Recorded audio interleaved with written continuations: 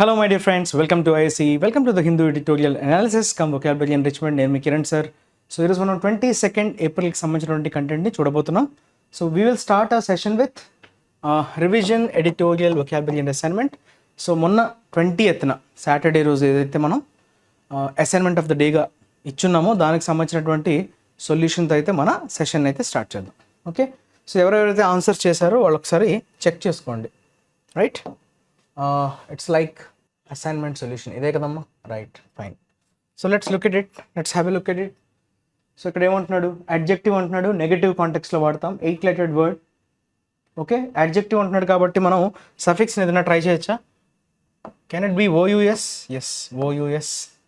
Bogus, fake అంటే negative context, దాన్ని ఏమంటామమ్మా? Fake, bogus.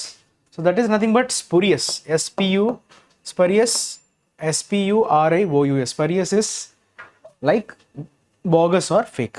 Okay, original కాకుండా spurious, fake. So this can be your answer, possible answer. Next, coming to this filler, the judgment has come at a dash time. ఇక్కడ చూసారా, ఏ అన్నది article, time noun కాబట్టి ఇది adjective అయింది, ఇక్కడ adjective miss అయింది. Has attracted dash criticism, criticism అన్నది noun. Okay, దానికి మళ్ళీ యాడ్జెక్టివ్ కదా, this is your adjective.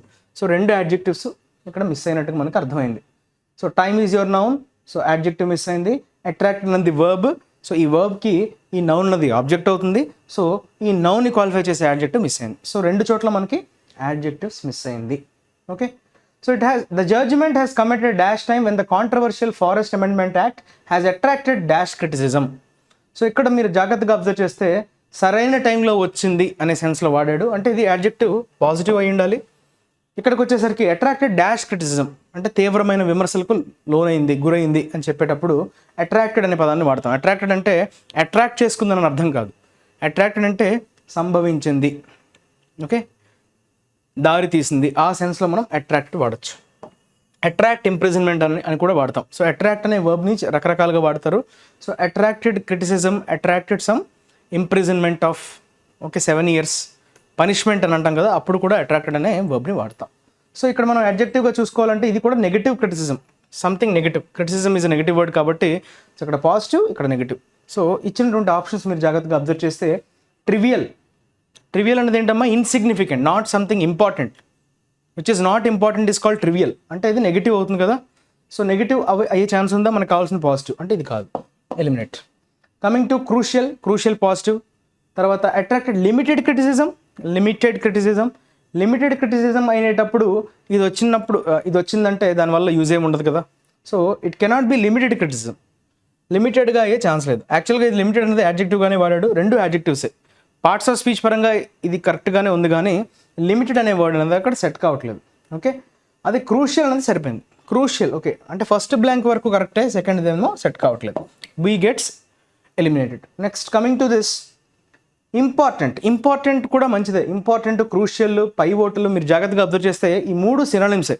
Crucial అన్నా, సిగ్నిఫికెంట్ అన్నా, పైవోటల్ అన్నా, ఇంపార్టెంట్ అన్నా, ఇవన్నీ కూడా అడ్జెక్టివ్సే. కాకపోతే ఇంపార్టెంట్ వాడాలంటే అక్కడ యాన్ రావాలి కదా, ఎందుకంటే it's a vowel sound. So an రావాలి కాబట్టి ఇక్కడ యాన్ లేదు కాబట్టి ఇది ఖచ్చితంగా ఆన్సర్ కాదు. రెండు వర్త్లెస్ అన్నాడు కదా, ఇది నెగిటివ్గానే ఉంది అడ్జెక్టివ్. వర్త్లెస్ క్రిటిసిజం అన్నది ఉండదు. క్రిటిసిజం అంటేనే ఉంది, కానీ అది ఎంతవరకు ఉంది, పరిధి ఇంపార్టెంట్, కానీ కంప్లీట్గా వర్త్లెస్ అనేది క్రిటిసిజంతో అయితే మ్యాచ్ అవ్వదు. క్రిటిసిజం అనే నౌన్తో వర్త్లెస్ అనేది, వర్త్లెస్ ఆర్గ్యుమెంట్ అనొచ్చు కానీ వర్త్లెస్ క్రిటిసిజం అనేది అనం. That is wrong. సో ఎలా చూసుకున్నా మనం దాన్ని ఎలిమినేట్ చేస్తాం. ఇక్కడ అబ్జర్వ్ చేస్తే మీరు రెండు అడ్జెక్టివ్సే. ఓకే, కానీ ఇక్కడ చూడండి pivotal, pivotal is crucial, important. So this is correct. Wide spread అంటే ఏంటమ్మా? వైడ్ స్ప్రెడ్ అంటే బాగా వ్యాపించింది, బాగా స్ప్రెడ్ అయిపోయింది, ఎక్కువ మంది. వైడ్ స్ప్రెడ్ క్రిటిసిజం అంటే ఎక్కువ వర్గాల నుంచి విమర్శలు వచ్చాయి అని చెప్పడం. So C should be your correct answer. With this we have completed okay assignment solution. Now let us talk about today's కాదు, లాస్ట్ ఎడిటోరియల్స్. ఏంటమ్మా? This is about your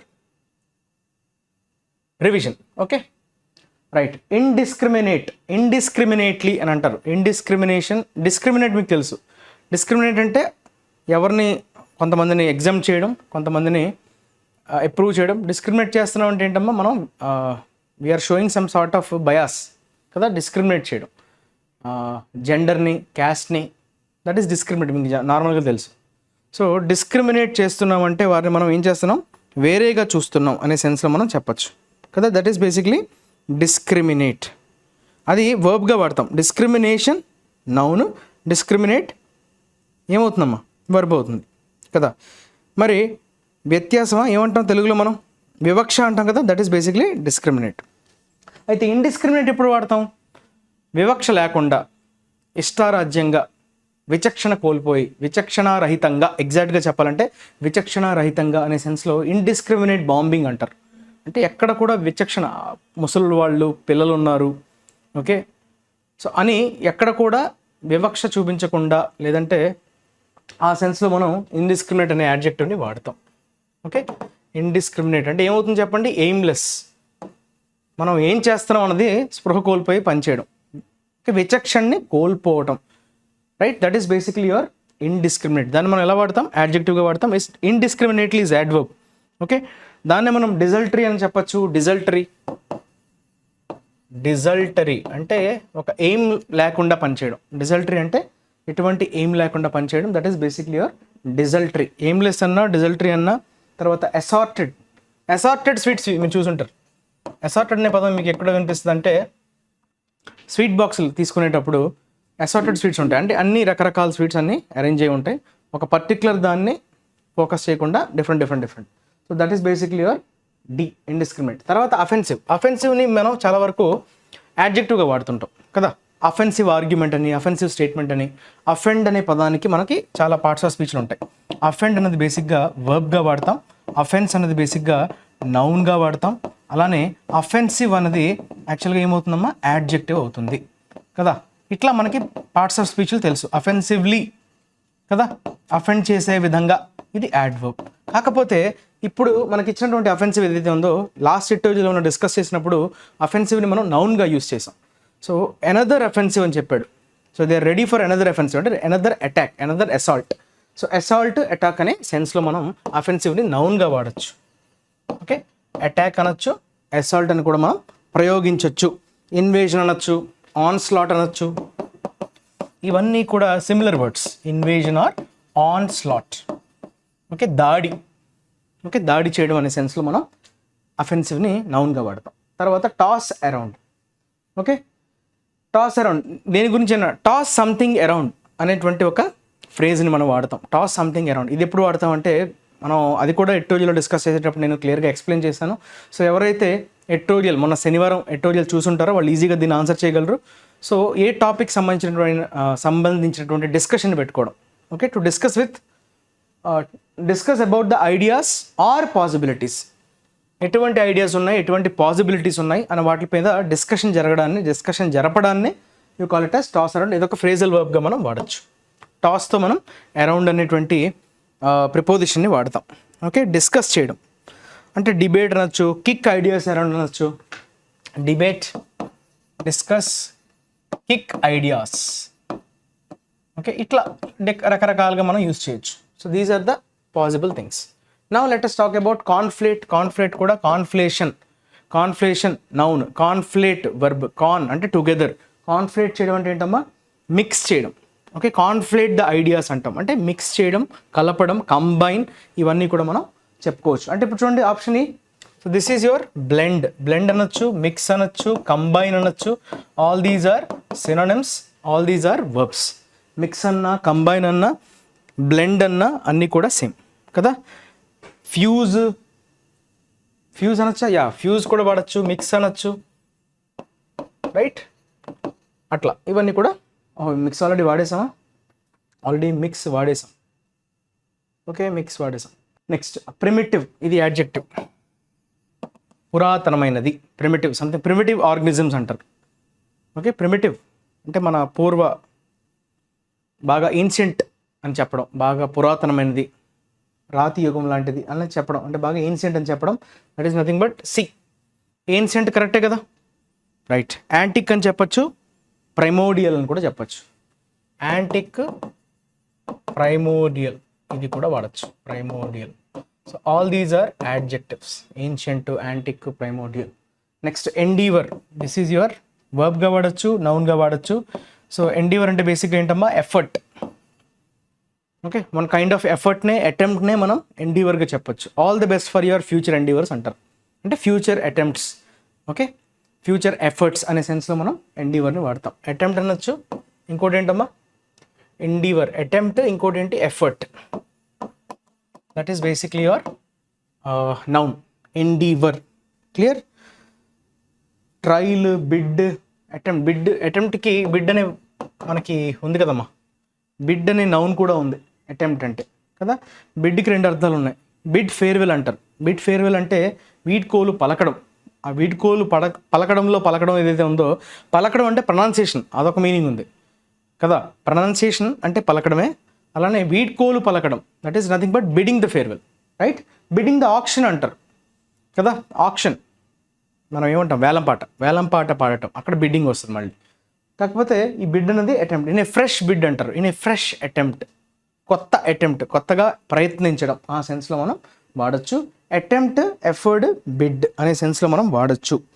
trial అని కూడా చెప్పచ్చు. Attempt, trial. TRIAL, మళ్ళీ TRAIL అంటే మారిపోతుంది. TRAIL is verb, వెనకబడి ఉండటం అనే సెన్స్లో ట్రయల్ వాడతాం. So these are all the things related to revision vocabulary. Now let us move on to sobering assessment అనేటువంటి ఒక, right? What is this? Today's editorial, ఈరోజు ఎడిటోరియల్ వచ్చినటువంటి టైటిల్ సాబరింగ్. సాబరింగ్ అంటే కొంచెం సీరియస్ అనే సెన్స్లో వాడతాం. సాబర్ అనే పదం ఏంటంటే సీరియస్నెస్ ఇండికేట్ చేసేది. అసెస్మెంట్ అంటే మీకు తెలుసు కదా, ఒక సిచ్యువేషన్ని అనలైజ్ చేయడం. ఓకే, ఎలా ఉంది పరిస్థితి అని దాని గురించి వాకబు చేయడం, వాకబు అనకూడదు కానీ విశ్లేషించడం, రైట్? అసెస్ చేయడం, ఎలా ఉంది పరిస్థితి అని దాన్ని అసెస్ చేయడాన్ని మనం అసెస్మెంట్ అంటాం. అది కొంచెం సీరియస్ థాట్ ఇవ్వాల్సినటువంటి అవసరం వచ్చింది అనే సెన్స్లో ఇక్కడ సాబరింగ్ అనే యాడ్జెక్టివ్ని వాడాడు. Assessment is your noun. So sobering assessment అంటే ఏమని చెప్పచ్చమ్మా, ఒక దీర్ఘాలోచన. ఓకే, దానికోసం సీరియస్గా ఆలోచించదగ్గటువంటి ఒక అసెస్మెంట్ చేయాల్సి ఉంది అన్నట్టుగా చెప్తున్నాడు. అయితే ఆ అసెస్మెంట్ దేనికి సంబంధించింది, అది ఎందుకు సీరియస్ అంటున్నాడు, ఆ కాంటెక్స్ట్, ఏ కాంటెక్స్ట్ వల్ల సీరియస్గా మారాల్సి వచ్చింది అన్నది ఒకసారి చూసే ప్రయత్నం అయితే చేద్దాం. The richer nations must show more support for the poorest countries. Okay, richer countries, డబ్బులు బాగానే ఉండేటువంటి దేశాలు ఏవైతే ధనిక దేశాలు అంటాం కదా, అవి కొంచెం సపోర్ట్ చూపించాల్సినటువంటి అవసరం ఉంది, మస్ట్, ఖచ్చితంగా అని చెప్తున్నాడు, రైట్? ఇదైతే మన అందరం కూడా సపోర్ట్ చేయాల్సినటువంటి స్టేట్మెంటే కదా. సో ఎవరెవరైతే ఆర్థికంగా ఇబ్బంది పడుతున్నారో, రైట్, చాలా పూర్ కంట్రీస్ ఉంటాయో వాటి పట్ల ఈ ధనిక దేశాలు కొంత సపోర్ట్ని అయితే ఇవ్వాలి. కొంత కాదు, చాలానే. షో మోర్ అన్నాడు. Okay, more support, right? అయితే ఒకసారి చూద్దాం ఏ కాంటెక్స్ట్లో అసలు ఈ సపోర్ట్ పూర్ రిచర్ నేషన్స్ అంటున్నాడు అన్నది మనం ఒకసారి అర్థం చేసుకునే ప్రయత్నం చేద్దాం. Let us get in to the article. So ఏదో ఒక కరెంట్ నేపథ్యాన్ని బేస్ చేసుకునే మనకు ఆర్టికల్ వచ్చి ఉంటుంది కాబట్టి దేన్ని బేస్ చేసుకుని వచ్చింది అన్నది ఒకసారి చదివే ప్రయత్నం అయితే చేద్దాం. Please get in to the article once, read the article completely, and then whatever things we're going to discuss, that we will have a discussion, right? So the global economy has avoided the specter of debilitating recession, with the IMF last week raising its forecast for worldwide aggregate growth in 2024 to 3.2% from the 2.9% it had projected in October. అక్టోబర్లో అయితే projections, okay, projected అంటే తెలుసు కదా మీకమ్మా, forecast చేయడం, ముందుగానే ఇలా ఉండొచ్చు అనేటువంటి ఒక రేంజ్ని, ఒక పాసిబిలిటీని ఇవ్వడాన్ని you call it as projections. Projection noun, project verb. Project అంటాం, project verb, project noun.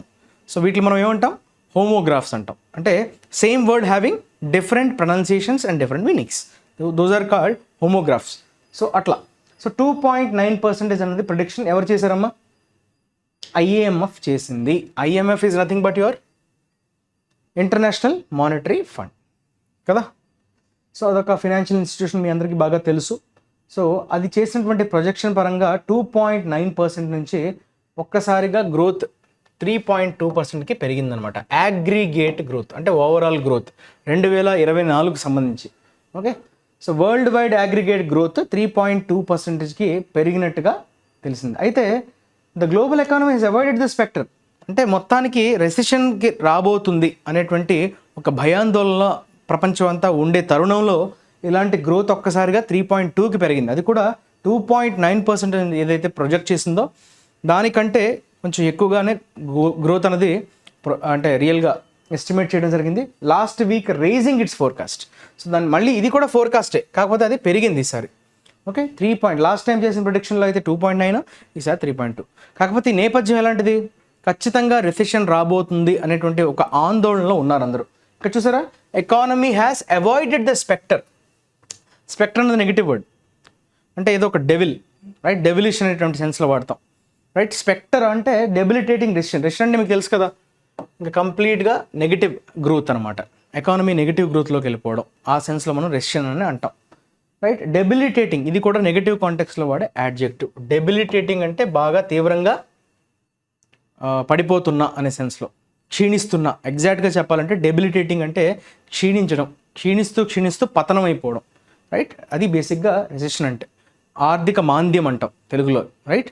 So ఆ మాంద్యం వైపు అడుగులు వేస్తుంది మొత్తం ప్రపంచ ఎకానమీ అన్నది అనుకునేటువంటి సందర్భంలో ఇట్లా ఐఎంఎఫ్ అనేది ప్రొజెక్షన్స్ అనేవి ఖచ్చితంగా 3.2% రాబోతుంది అన్నట్టుగా చెప్పింది. అంతకుముందు అయితే 2.9గా చెప్పడం జరిగింది.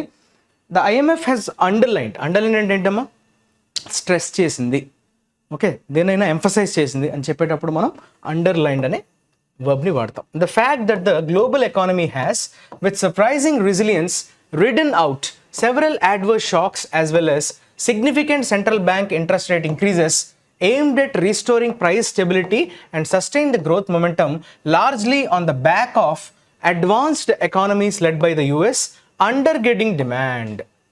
అక్కడ ఏమంటాడంటే ఒక ఫ్యాక్ట్ని అయితే ఐఎంఎఫ్ అయితే ఏం చేసిందమ్మా, అండర్లైన్ చేసే ప్రయత్నం చేసింది, హైలైట్ చేసే ప్రయత్నం చేసింది. ఏంటా ఫ్యాక్ట్, గ్లోబల్ ఎకానమీ ఏం చేసిందమ్మా, విత్ సర్ప్రైజింగ్ రెసిలియన్స్ అంటే ఒక్కసారిగా బౌన్స్ బ్యాక్ అయింది. సర్ప్రైజింగ్ అంటే ఎవరు కూడా అనుకోని విధంగా. రెసిలియన్స్ అంటే మీకు తెలుసు కదా, ఈ వర్డ్ కూడా చాలాసార్లు మనం డిస్కస్ చేసాం. రెసిలియన్స్ అంటే బౌన్స్ బ్యాక్ అవడం, మళ్ళీ తిరిగి పడిపోయిన వ్యక్తి మళ్ళీ తిరిగి నార్మల్ సిచ్యువేషన్లోకి రావడాన్నే మనం రెసిలియన్స్ అంటాం. So that is bouncing back, okay. So ridden out several adverse shocks. ఇందులో మీకు ఒక ఏంటి కనిపిస్తుంది, రైడ్ అవుట్. ఇది అబ్జర్వ్ చేశారా, రైడ్ అవుట్ అనేటువంటి ఎక్స్ప్రెషన్ మనం ఎప్పుడు వాడచ్చు, రైడ్, రోడ్, రిడన్. ఇది వర్బ్ ఫార్మ్స్ కదా, రైడ్ అనే వర్బ్కి 3 వర్బ్ ఫార్మ్స్ ఏంటి, రైడ్, రోడ్, రిడన్. ఇది ఎప్పుడు వాడతాం, ఇది మీకు తెలియాలి. సో ఈ కాంటెక్స్ట్ అబ్జర్వ్ చేస్తే సెవరల్ అడ్వర్స్ షాక్స్ అంటే మనకి ప్రతికూలమైనటువంటి షాక్స్ ఎప్పుడు కూడా ఎలా ఉంటాయి, బాగుంటాయా, బాగుండవు కదా. సో యాడ్వర్స్గానే ఉంటాయి. యాడ్వర్స్ అంటే హార్మ్ఫుల్ అనే సెన్స్లో వాడతాం, హార్మ్ఫుల్ షాక్స్. సో దాన్ని తట్టుకోవడం, రిడన్ అవుట్ అంటే దాన్ని తప్పించుకుంటూ పోవడం, లేదంటే దాన్ని తట్టుకుంటూ వెళ్ళడం. ఎండ్యూర్ అనే సెన్స్లో మనం వాడతాం. ఎండ్యూర్ అంటే ఏంటి, దాన్ని విత్ హోల్డ్ చేసుకోగలడం, దాన్ని అలాంటి షాక్స్ వచ్చినా కూడా తట్టుకోగలగడం. That is basically ridden out. With surprising resilience has ridden out. ఇక్కడ చూసారా హ్యాస్ వచ్చింది, ఇది హెల్పింగ్ వర్బ్, ఇది మీ main verb. Ridden out, has ridden out, okay. Several adverse shocks as well. Significant central bank interest rate increases. Central bank కూడా ఏం చేసిందమ్మా, interest రేట్లు అనేది పెంచేసింది. ఎందుకు పెంచాల్సి వచ్చింది, aimed at restoring price stability. Price ఏమంటాం, స్థిరీకరణ అంటాం. ధరల స్థిరీకరణ కోసం ఏదైతే ఇంట్రెస్ట్ రేట్స్ని పెంచారో ఎవరు, సెంట్రల్ బ్యాంక్. సో దాన్ని అలానే ఈ షాక్స్, అడ్వర్స్ షాక్స్, మనకి నెగిటివ్ షాక్స్ ఏవైతే వస్తున్నాయో దాన్ని తట్టుకోగలిగింది గ్లోబల్ ఎకానమీ అని చెప్తుంది IMF, okay. And sustain the growth momentum. Momentum అంటే మీకు తెలుసు కదా, పేస్, స్పీడ్. ఏ స్పీడ్తో అయితే గ్రోత్ మనం మెల్లమెల్లగా నమోదు చేస్తున్నామో దాన్ని మెల్లగా కాపాడుకుంటూ వెళ్ళింది. సస్టైన్ చేయగలిగింది అంటే కంటిన్యూ చేయగలిగింది, okay. Largely on the back of advanced economies led by the US undergirding demand. Undergirding అంటే సపోర్టింగ్. అండర్ గర్డ్ అంటే ఏంటమ్మా, డిమాండ్ని సపోర్ట్ చేస్తూ, ఓకే. అది కూడా యుఎస్ లాంటి అడ్వాన్స్డ్ ఎకానమీస్, ఓకే. లార్జ్లీ ఎక్కువ వరకు ఇదంతా ఎలా పాసిబుల్ అవ్వగలిగిందంటే ఈ అడ్వాన్స్డ్ ఎకానమీస్, యుఎస్ లాంటి అడ్వాన్స్డ్ ఎకానమీస్ వల్ల డిమాండ్ని వాళ్ళు అందిపుచ్చుకున్నారు. సపోర్ట్ చేసుకోవడం వల్ల గాడిలో పడింది. ఏది, మన గ్లోబల్ ఎకానమీ అనేది గాడిలో పడింది. హౌఎవర్, కాకపోతే the fund has also pointed to a growing Gulf between the economic north and south by observing a troubling development is the widening divergence between many low-income developing countries and the rest of the world. So ఇక్కడ ఏం చెప్పాలనుకుంటున్నాడంటే మీకు Gulf అనే పదం పరిచయం చేస్తున్నాడు మళ్ళీ. Also pointed, okay. The fund అంటే అక్కడ ఏదమ్మా, ఐఎంఎఫ్ను ఉద్దేశించి మళ్ళీ చెప్తున్నాడు. ఎప్పుడైనా మనం డెఫినెట్ ఆర్టికల్ వాడుతున్నామంటే దాని గురించి ఆల్రెడీ ప్రస్తావన వచ్చేసిందని, దాని గురించి మళ్ళీ వాడు రీడిఫైన్ చేస్తున్నట్టుగా మనకి అర్థమవుతుంది. So the fund is nothing but your IMF. So ఏమని పాయింట్అవుట్ చేస్తుంది, to A growing Gulf. Gulf అంటే ఏంటమ్మా, gap. What is basically Gulf? Gulf is nothing but it's a gap. So gap ఎవరెవరి మధ్య, between the economic north and south. మనకు తెలుసు కదా, గ్లోబ్లో మనకి రెండుగా డివైడ్ చేస్తుంది. ఒకటి నార్త్, సౌత్. నార్త్ అంటే ఏంటి, developing countries, already developed countries అంటే రిచ్ నేషన్స్ అని. కింద సౌత్ పోర్షన్కి వస్తే కనుక మనకి developed countries, like developing countries, poor countries అనొచ్చు, డెవలపింగ్ కంట్రీస్ అనొచ్చు. సౌత్ పోర్షన్లో మనకి ఎక్కువగా డెవలపింగ్ కంట్రీస్ కనిపిస్తాయి, నార్దర్న్ పోర్షన్స్లో ఎక్కువగా డెవలప్డ్ కంట్రీస్ కనిపిస్తాయి. సో ఆ రకంగా మనం ఎకానమిక్ నార్త్, సౌత్ అని చెప్పుకుంటాం కదా. So developing, developed. A troubling development is the widening divergence between many low-income developing countries and the rest of the world. Troubling అంటే ఇబ్బంది పెడుతున్నటువంటి ఒక పరిణామం. ఇక్కడ డెవలప్మెంట్ అంటే అభివృద్ధి కాదు, చాలామంది కన్ఫ్యూజ్ అవుతారు. డెవలప్మెంట్ అంటే అభివృద్ధి అనే మీనింగ్ ఉంది, ఇక్కడ అర్థం ఏంటి, ట్రబులింగ్ డెవలప్మెంట్ అంటే ఏంటమ్మా, పరిణామం.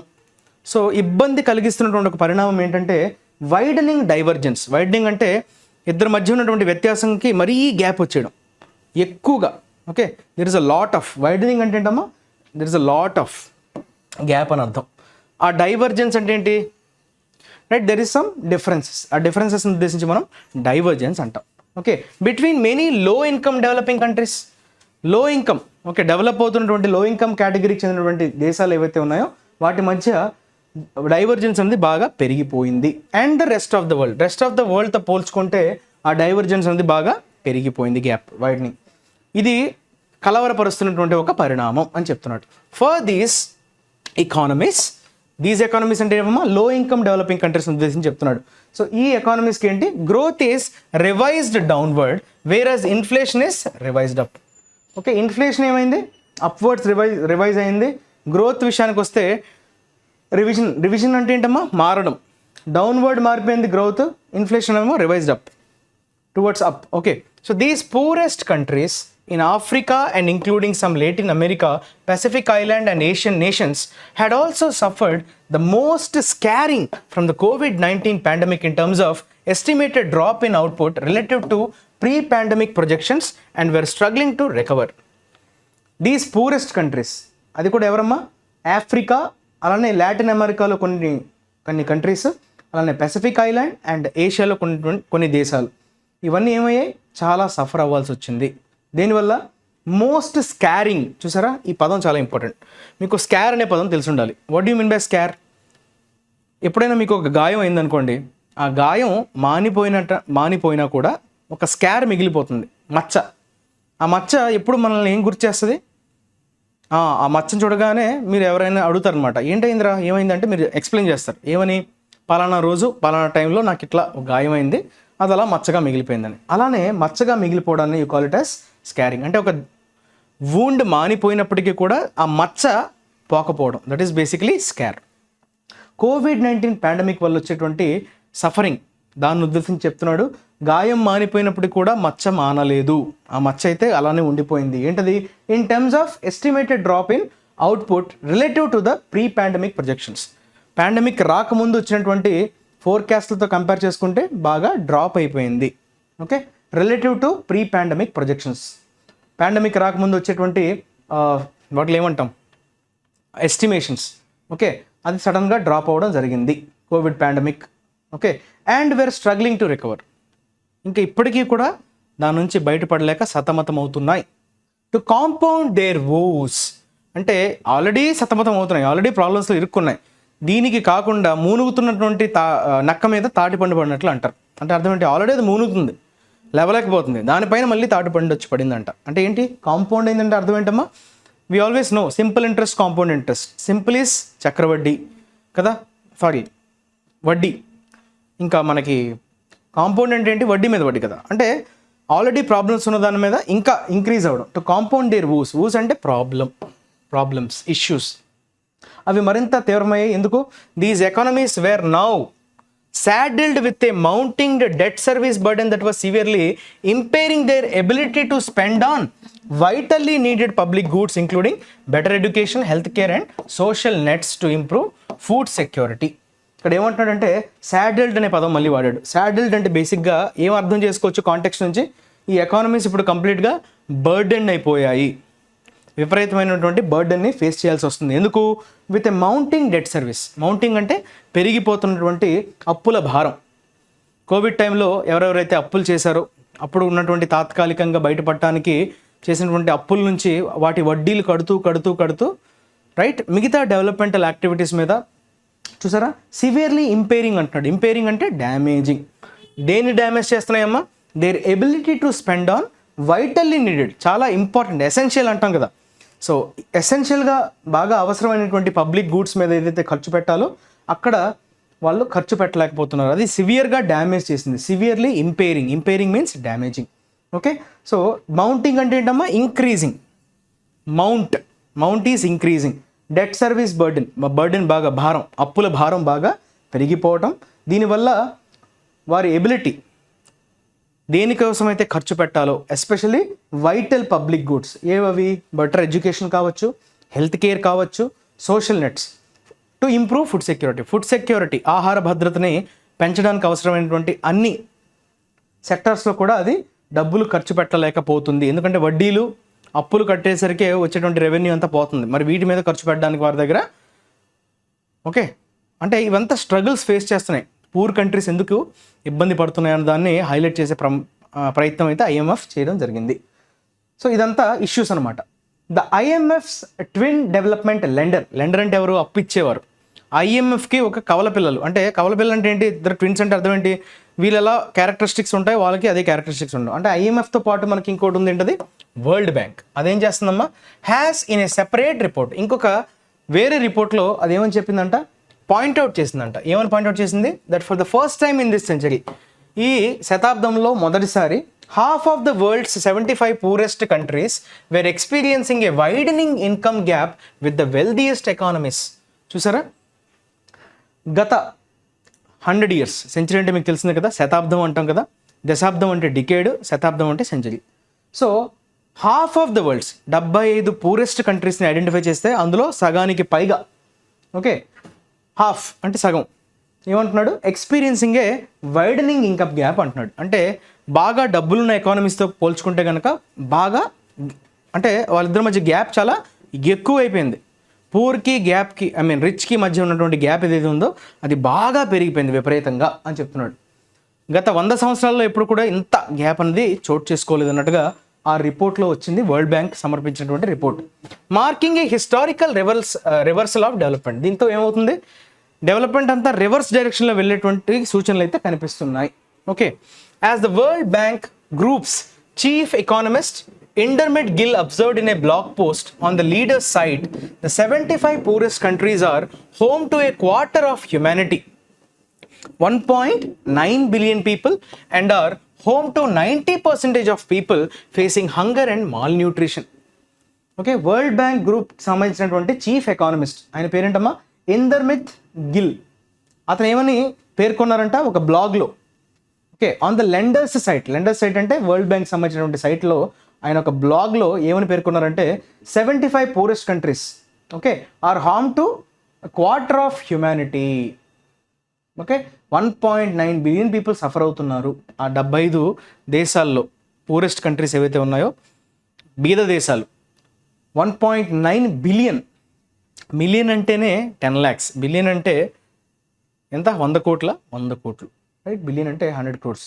So 1.9 billion people and are home to 90% of people facing hunger and malnutrition. చూసారా? మొత్తం ప్రపంచం మొత్తంలో 90% పీపుల్ ఎవరైతే హంగర్ మాల్న్యూట్రిషన్ ఫేస్ చేస్తున్నారో 100% ఉంటే ప్రపంచం మొత్తంలో ఈ 75 కంట్రీస్లోనే 90% వాళ్ళే ఉన్నారు. Okay, home to A quarter of humanity, 1/4 effect అయిపోయారు అనమాట బాగా. మోర్ డిస్ట్రెస్సింగ్లీ అంటే బాగా ఇబ్బంది కలిగించడం, డిస్ట్రెస్ అంటే ఏంటి? పెయిన్నే మనం డిస్ట్రెస్ అంటాం కదా.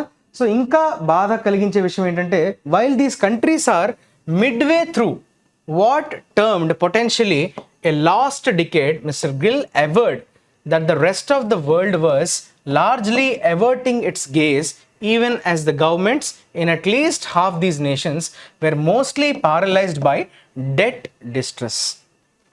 ఓకే, ఇది కొంచెం జాగ్రత్తగా సెంటెన్స్ని మనం అర్థం చేసుకునే ప్రయత్నం అయితే చేద్దాం. ఎవర్ అన్నాడు కదా మిస్టర్ గిల్, ఎవర్డ్ అన్నాడు. సో ఎవర్ చేయడం ఏంటమ్మా? డిక్లేర్ చేయడం, స్టేట్ చేయడం, క్లెయిమ్ చేయడం అనే సెన్స్లో వాడచ్చు.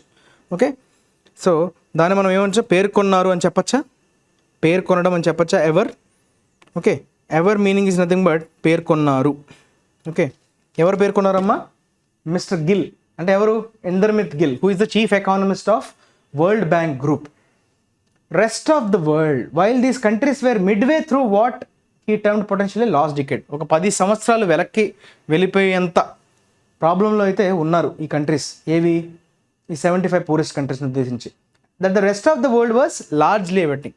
వీళ్ళు కాకుండా, ఈ 75 పూరెస్ట్ కంట్రీస్ కాకుండా rest of the world, so మిగతా వాళ్ళు ఏం చేస్తున్నారంట, చాలా వరకు ఎవర్టింగ్. ఎవర్టింగ్ అంటే వాళ్ళని పక్కకు తోసేయడం, పట్టించుకోకపోవడం. ఎవర్షన్ అంటే ఏంటి? దేనైనా మీరు సైడ్ లైన్ చేయడం, దాన్ని పట్టించుకోకపోవడం అనే సెన్స్లో మనం ఎవర్ట్ అనే వర్బ్ని వాడతాం. ఎవర్షను, ఎవర్ట్. ఇట్స్ గేజ్ అంటే, గేజ్ అంటే లుక్ కదా, దేనైనా మీరు తదేకంగా చూడటాన్నే గేజ్ అని అంటాం.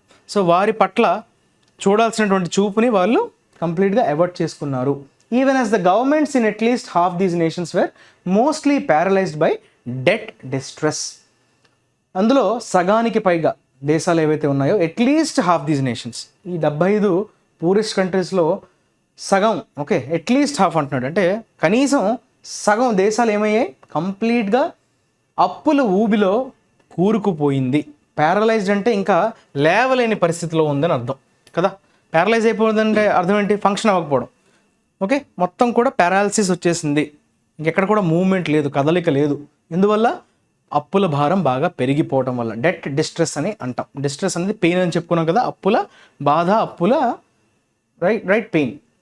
Citing the examples of South Korea, China and India as countries that had transitioned from being borrowers of low-interest loans from the World Bank's International Development Association into economic powerhouse that were today IDA donors, the bank's chief economist stressed it was imperative that the world's richest countries financially support the poorest nations. Okay, citing the examples అంటే పేర్కొంటూ, దేన్ని ఎగ్జాంపుల్స్గా పేర్కొంటూ? South కొరియాని, చైనాని, ఇండియాని ఎగ్జాంపుల్స్గా చూపిస్తూ, right, as countries that had transition. So ఈ దేశాలను ఎలా ఎగ్జాంపుల్గా చూపించే ప్రయత్నం చేస్తున్నాడు? ట్రాన్సిషన్ అంటే ఒక్కసారిగా వాళ్ళు మారాయి. ఎట్లా ట్రాన్స్ఫార్మ్ అయ్యాయి? ట్రాన్సిషన్ అవ్వడం అంటే ఏంటమ్మా? ఒక ఫేజ్ నుంచి ఇంకో ఫేజ్కి ట్రాన్స్ఫార్మ్ అవ్వడాన్ని మనం ట్రాన్సిషన్ అంటాం. ఫ్రమ్ బీయింగ్, ఎక్కడి నుంచి అమ్మా? ఫ్రమ్ బీయింగ్ బారోవర్స్, లో ఇంట్రెస్ట్ లోన్స్, వరల్డ్ బ్యాంక్కి సంబంధించినటువంటి ఇంటర్నేషనల్ డెవలప్మెంట్ అసోసియేషన్, దాన్ని మనం IDA అని చెప్తాం. వరల్డ్ బ్యాంక్కి సంబంధించినటువంటి అదొక బింగ్, అందులో చాలా ఉంటాయి వరల్డ్ బ్యాంక్లో, రైట్. అవి ఏవైనా ఉంటాయి మీకు తెలిస్తే అవి మీరు కమెంట్ సెక్షన్లో మెన్షన్ చేయొచ్చు. సో వరల్డ్ బ్యాంక్కి సంబంధించినటువంటి ఇంటర్నేషనల్ డెవలప్మెంట్ అసోసియేషన్ అదేం చేస్తుంది? తక్కువ వడ్డీకే రుణాలు ఇస్తుంది. సో దాని నుంచి లో ఇంట్రెస్ట్ లోన్స్ తీసుకోవడం బారోవర్స్ ఎవరు? సౌత్ కొరియా కావచ్చు, చైనా కావచ్చు, ఇండియా కావచ్చు. వారు వరల్డ్ బ్యాంక్ సంబంధించినటువంటి ఇంటర్నేషనల్ డెవలప్మెంట్ అసోసియేషన్ నుంచి చాలా తక్కువ వడ్డీకే రుణాలను అయితే తీసుకోవడం జరిగింది. అక్కడి నుంచి ఎలా ట్రాన్స్ఫార్మ్ అయ్యారు? Economic power houses that were today IDA donors. ఒకప్పుడు లో ఇంట్రెస్ట్ రేట్కే లోన్స్ వీళ్ళ దగ్గర తీసుకున్న ఆ దేశాలే తిరిగి మళ్ళీ వాటికే IDAకే మళ్ళీ రైట్ డొనేట్ చేసేటువంటి ఒక పవర్ హౌసెస్గా ఎదిగాయి. ఎకానమిక్ పవర్ హౌసెస్గా అవి ఎదిగాయి. దాన్ని ఎగ్జాంపుల్గా చూపించడం జరిగింది. The banks chief economist stressed అంటే ఎంఫసైజ్ చేయడం కదా, ఎంఫసైజ్ చేయడం, అండర్లైన్ చేయడం అన్నా, స్ట్రెస్డ్ అన్నా, రైట్, అండర్ స్కోర్డ్ అన్నా. సో దాన్ని మరింత హైలైట్ చేసే ప్రయత్నం చేయడం. Chief economist stressed it was imperative అంటే ఇట్ వాజ్ ఇంపార్టెంట్. ఇంపరేటివ్ అంటే చాలా ఇంపార్టెంట్ అని అర్థం. That the world's richer countries financially support the poorer nations. So ఇప్పుడు ఖచ్చితంగా ప్రపంచ ధనిక దేశాలు ఫైనాన్షియల్గా అయితే బీద దేశాలకైతే సపోర్ట్ చేయాల్సినటువంటి అవసరం ఉంది. ఆ అవసరాన్ని చాలా నొక్కి వక్కాణించారు. ఎవరు? బ్యాంక్స్ చీఫ్ ఎకానమిస్ట్ అన్నాం కదా, ఇందర్మిత్ గిల్. తర్వాత given that the world needs అంటే based on the condition. Given that the అనేది ఎప్పుడు వాడతాం అంటే based on that condition. What is that condition? World needs to tap every reserve. ఇక్కడ రిజర్వ్ అంటే మీనింగ్ ఏంటమ్మా? పొందు అంటే మనం దాచుకున్నది. రిజర్వ్ అంటే మన దగ్గర ఏదైతే భద్రపరిచి ఉన్నదో మన దగ్గర ఉన్నటువంటి ప్రతి డ్రాప్ అని కూడా చెప్పచ్చు. ఎవ్రీ రిజర్వ్ అంటే every drop, right, every drop దాన్ని ట్యాప్ చేసుకోవాలి అంటే దాన్ని యూటిలైజ్ చేసుకోవడం. టు ట్యాప్ అంటే ఏంటి? ట్యాప్ ద పొటెన్షియల్ అంటే ఏంటమ్మా? యూటిలైజ్ చేసుకోవడం, దాన్ని బాగా వాడుకోవడం మన అవసరానికి తగ్గట్టుగా. Okay, world needs to tap every reserve of economic potential to achieve universal piece. ప్రపంచ శాంతి అలానే ప్రపంచ పురోగతి. ప్రాస్పెరిటీ అంటే ఏంటి? పాజిటివ్ వర్డ్ కదా. సో ప్రపంచ శాంతి మరియు పురోగతి, ప్రోగ్రెస్ అనొచ్చు, ప్రాస్పెరిటీ అనొచ్చు. ఓకే, సస్యశ్యామలం అంటాం కదా ప్రాస్పెరిటీ, అందరూ కూడా సుఖశాంతులతో ఉండడం ప్రాస్పెరిటీ, రైట్. సో ప్రపంచం అంతా కూడా ఈ పీస్ని, ప్రాస్పెరిటీని అచీవ్ చేయాలంటే ప్రతి రిజర్వ్ని ఆఫ్ ఎకానమిక్ పొటెన్షియల్, సో ఏ దేశాలు అయితే బాగా ఆర్థిక పుష్టి కలిగి ఉన్నాయో వాటి యొక్క ప్రతి డ్రాప్ని మనం ట్యాప్ చేసుకోవాలి, అందిపుచ్చుకోవాలంటాం కదా. అందిపుచ్చుకోవడాన్ని మనం ట్యాపింగ్ అంటాం. ట్యాప్ని వర్బ్గా వాడాడు, అబ్జర్వ్ చేస్తారా? టు ట్యాప్ ఎవ్రీ రిజర్వ్ అంటే ప్రతి అణువుని కూడా, ప్రతి ఔన్స్ని కూడా అంటాం కదా, అంటే ఎవ్రీ పాసిబుల్, రైట్ పాసిబుల్ డ్రాప్ని మనం ఉద్దేశించి ఇక్కడ రిజర్వ్ అంటున్నాడు. It can ill afford to turn its back on a quarter of its people. Okay, it can ill afford అంటే గుర్తించడం, ఎఫర్ట్ చేయడం, రైట్, హెల్ప్ చేయడం. Ill afford to turn its back, ఇలా అది కరెక్ట్ కాదు. ఇల్ ఎఫర్ట్ చేసినట్టు ఉంటుంది. ఎప్పుడు? To turn its back on a quarter of its people అంటే ఆల్రెడీ ఇక్కడ మెన్షన్ చేశాడు కదా, 1/4 క్వార్టర్ ఆఫ్ హ్యుమానిటీ అని మెన్షన్ చేశాడు కదా. సో 4 వంతుల్లో 1 వంతు ఇబ్బంది పడుతున్నారు. ఓకే, వారికి మనం టర్న్ ఇట్స్ బ్యాక్ అంటే నేనేమి సాయం చేయను, నేను పట్టించుకోను అని చెప్పడం అనేది ఖచ్చితంగా ఇల్ ఎఫర్డ్ అవుతుంది.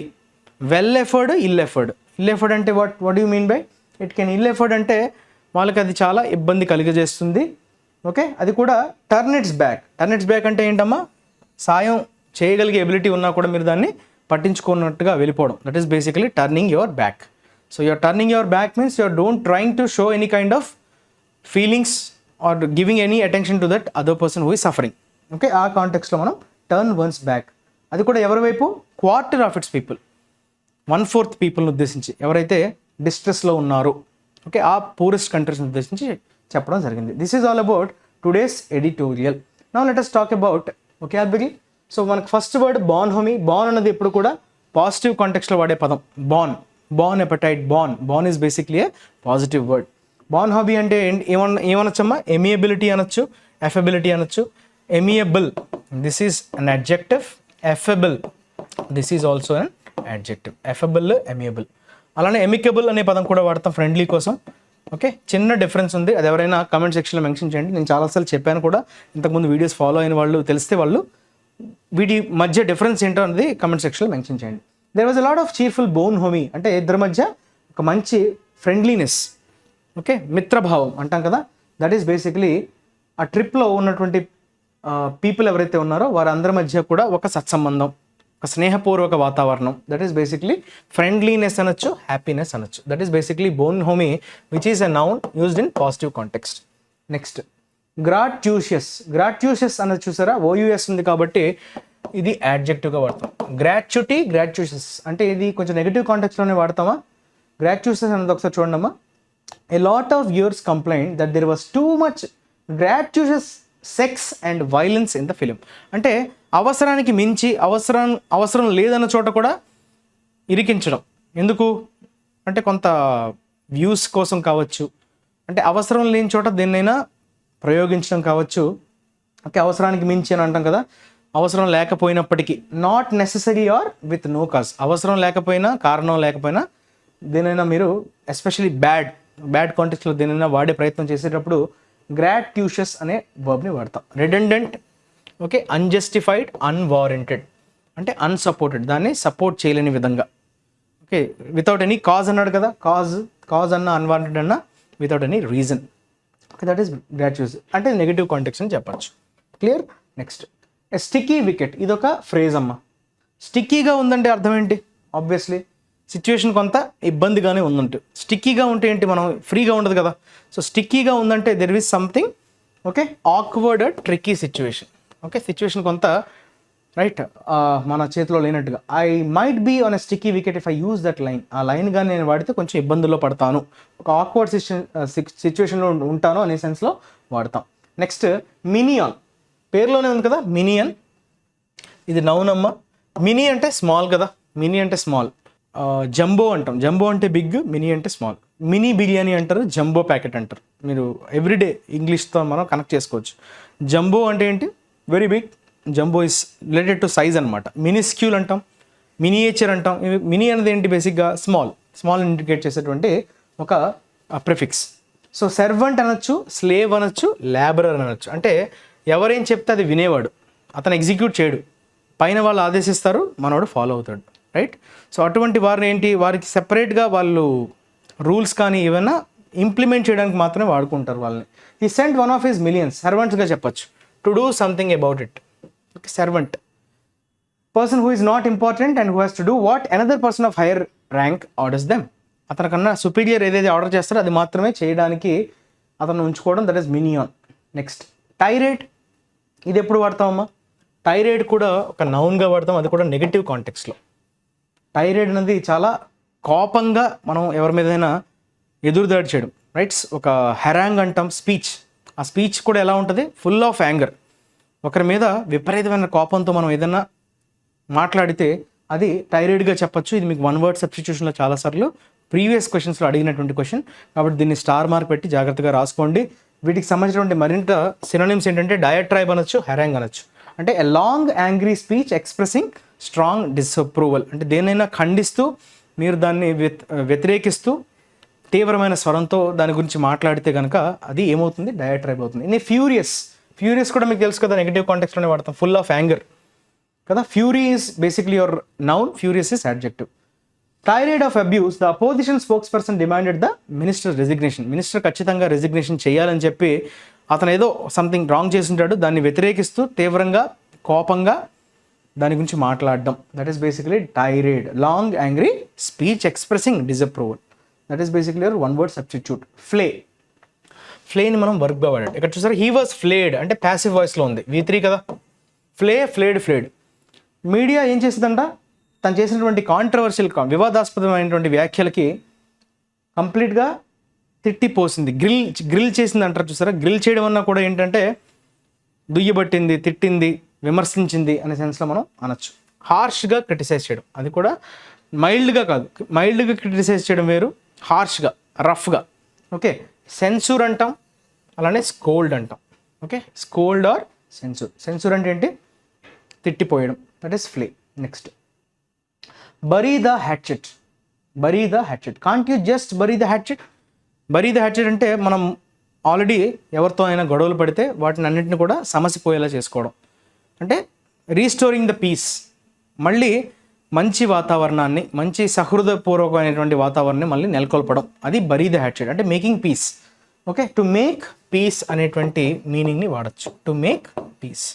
సో శాంతిని నెలకొల్పడం, ఆల్రెడీ వారితో మనకి ఏదైనా విభేదాలు వచ్చి డిఫరెన్సెస్ వచ్చినప్పుడు మళ్ళీ శాంతియుత వాతావరణాన్ని నెలకొల్పడం అనే సెన్స్లో మనం బరీ ద హ్యాట్జెట్ అనేటువంటి, హ్యాట్జెట్ అనేది మన మధ్య డిఫరెన్సెస్, మన మధ్య ఉన్నటువంటి గొడవలు, వాటన్నిటిని కూడా అంతమొందించుద్దాం అని ఫిక్స్ అవ్వడం. దట్ ఈస్ బేసిక్లీ పార్డన్ అనొచ్చు, ఫర్గివ్ అనొచ్చు, excuse. These are all the words that are synonyms. To stop an argument and become friends again.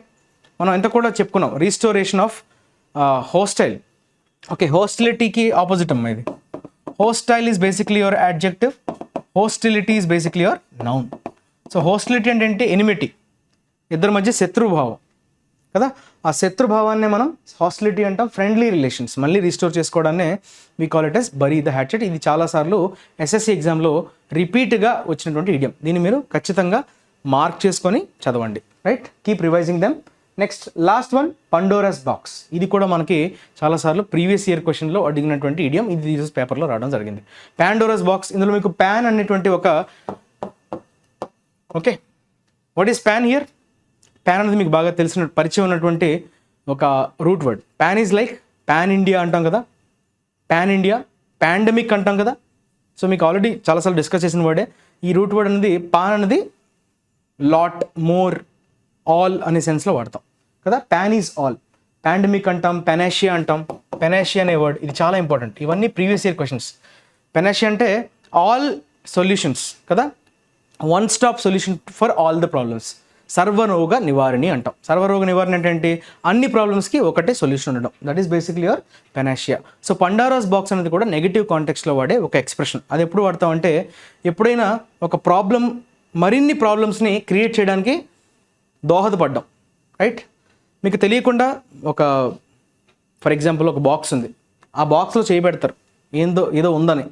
తీయగానే ఏమవుతుందంటే సడన్గా అందు నుంచి పురుగులు బయటికి రావడం కావచ్చు, తేనెటీగలు బయటికి రావడం కావచ్చు, అంటే సమస్య మరింత జటిలం అవడం, రైట్?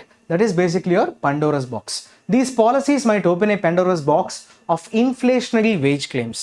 అంటే మరిన్ని ప్రాబ్లమ్స్ని క్రియేట్ చేసే అవకాశం ఉండడం, అంటే కొంచెం డేంజరస్ సిచ్యువేషన్ అని చెప్పడం, రైట్? క్యాన్ ఆఫ్ వర్మ్స్ అని కూడా మనం ఒక ఇడియంని వాడచ్చు. వర్మ్స్ ఉండే క్యాన్ని మనం టచ్ చేస్తే ఏమవుతుంది, ఒక్కసారిగా అవన్నీ బయటకు వచ్చి ఇంకా ఇబ్బంది క్రియేట్ చేస్తాయి కదా. సో హార్నెట్స్ నెస్ట్ అన్న అంటే దాన్ని కెలక్కుండా ఉండాలి, కెలిగితే ఇంకా ప్రమాదం, ఆ సెన్స్లో మనం వాడతాం. సో ఏదైనా మనం అనవసరంగా డిస్టర్బ్ చేస్తే మనకి ఇంకా ఇబ్బంది క్రియేట్ చేస్తాయనే సెన్స్లో ఈ పండోరస్ బాక్స్ని మనం వాడతాం. The usage is clear and meaning is process that once began generates many complicated problems. మరింత జటిలమైనటువంటి సమస్యలు ఎదురు అవ్వడానికి అవకాశం ఉండే వాటిని మనం పండోరస్ బాక్స్ అంటాం. Clear? So that is all about today's vocabulary. Now let us move on to assignment of the డేని మీరు ఈరోజు ఎలా అయినా ఆన్సర్ చేయండి కమెంట్ సెక్షన్లో అయితే, రైట్? చూడండి, ఫస్ట్ వర్డ్ ఏమంటున్నాడమ్మా, చూడండి ఇచ్చినటువంటి క్లూస్ నౌన్ అంటున్నాడు, అది కూడా పాజిటివ్ కాంటెక్స్లో వాడే నౌన్. రెండోది యాడ్జెక్టివ్ ఫామ్ కూడా పాసిబుల్ ఉందంట. స్ట్రెంగ్త్, టెనాసిటీ, పర్సివరెన్స్, అంటే ఇవి పాజిటివ్ వర్డ్సే కదా. దేనైనా తట్టుకోవడం, రైట్? కంటిన్యూ అవ్వడం, ప్రాబ్లమ్స్ వస్తున్నా కూడా కంటిన్యూ అవ్వడం అనే సెన్స్లో మనం టెనాసిటీ, పర్సివరెన్స్ అనే పదాలు వాడతాం. సో దీనికి దగ్గరగా ఉండే పదం ఏంటి, అది కూడా ఎన్ని లెటర్స్ వర్డ్ అది, 1 2 3 4 5 6 7 8 9 10 10 లెటర్డ్ వర్డ్ అది కదా. సో ఈ 10 lettered word with the help of these individual letters, వీటిని సహాయంతో మీరు దాన్ని ఆన్సర్ చేసే ప్రయత్నం అయితే చేయండి. Coming to this fillers, top virtual learning providers aim to dash real world experiences but an algorithmically designed linear set of instructions limits its dash. So ఇక్కడ 2 fillers ఉన్నాయి, మనకి ఇచ్చినటువంటి ఆప్షన్స్ కూడా నోటతో కలిపి 5 ఉన్నాయి. సో ఏ పార్ట్స్ ఆఫ్ స్పీచ్ని బేస్ చేసుకొని కాంటెక్చువల్గా కరెక్ట్గా సెట్ అవుతాయి అన్నది కమెంట్ సెక్షన్లో అయితే మెన్షన్ చేయండి. That's all for today. Thank you for watching the video. కొత్త విషయాలు తెలుసుకున్నా మీ ఫ్రెండ్స్తో షేర్ చేసుకోండి. ఖచ్చితంగా వీడియోని లైక్ చేయడం మర్చిపోవద్దు. Stay tune to IAC for regular updates. మళ్ళీ రేపు మీ ముందుకు వచ్చేస్తా. అంతవరకు take care, have a nice day. Your Kiran sir signing off. Bye.